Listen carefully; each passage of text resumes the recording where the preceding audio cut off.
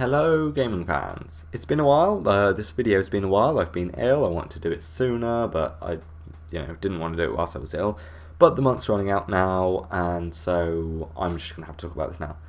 Today I want to talk about the polls, the power to the player things, the Invention versus the Elf City, the deciding on a spring holiday event, and the reducing of the number of worlds. Primarily I'm going to talk about the Dragonstone, which is the Invention versus the Elf City.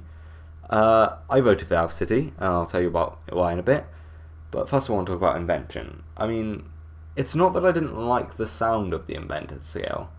I really do think that it sounds like a good skill. Jagex seems to be putting a lot more thought into how it's going to tie in everything, rather than some of the more recent skills. Divination was very much standalone. It's very just gathering. You make stuff that you can get from other skills with your divine hotspot things, but it doesn't really tie in with that much. It's very much a grind skill.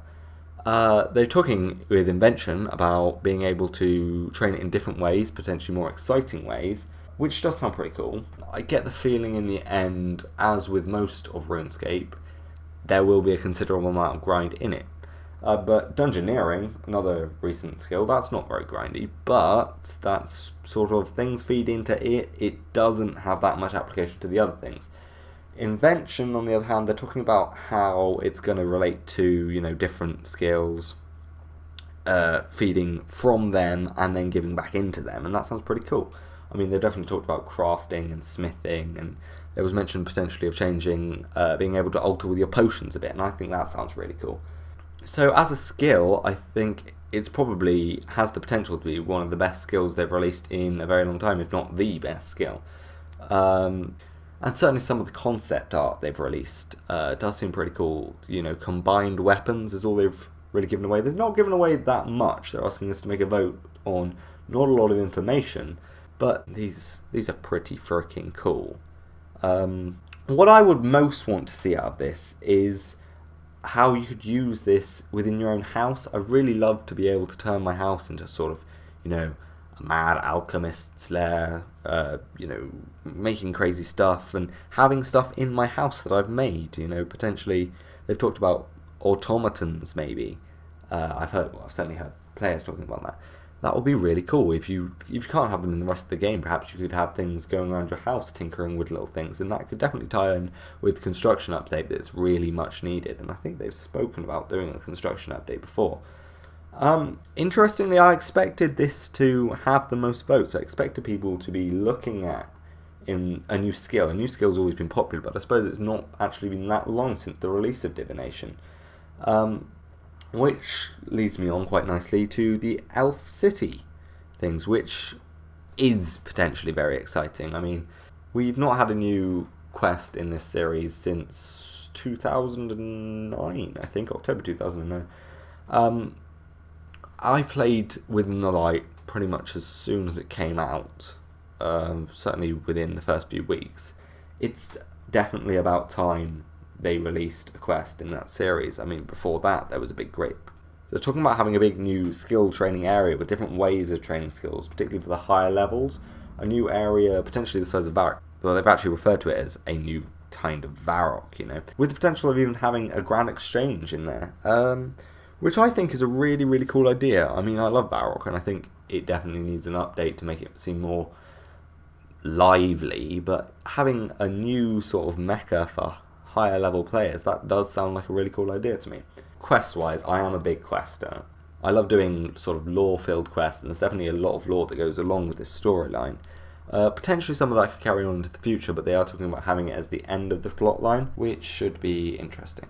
And the city itself is something people have been speculating on for a long time. I mean, in terms of looks, I think it's going to look fantastic. Some of the new areas and locations and graphics that Jagex have been putting out are really, really nice, and this is an opportunity to really display some of the best artwork they can. The votes are still close between the two. I mean, it could change, but I think with the last few days, it would require too many people to change their mind, given that, well, we're right at the end of January now, and this is ending pretty much as soon as this video is going to go out.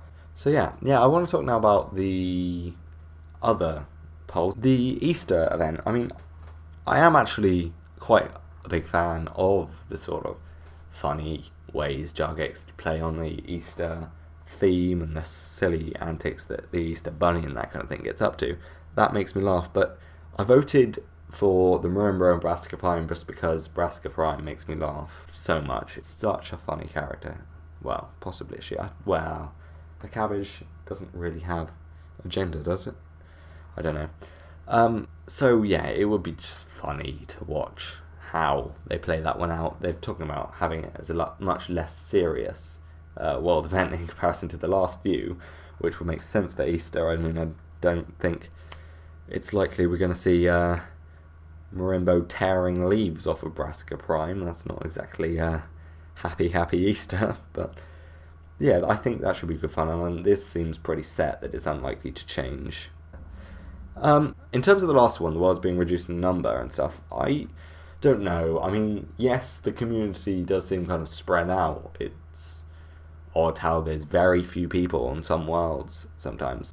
So it will be nice to sort of compact everyone, but at the same time, I understand that some sort of, resource gathering things, mining, boss killing, that kind of thing, you don't really want to be around a lot of other people, and it definitely makes it easier to be, more on your own. As well as the game doesn't actually make that much sense in terms of lore if there are a billion adventurers around all the time killing everything in its dog. It just doesn't make any sense. So I don't know. There's pros and cons, and I don't really care enough to vote either way on this one.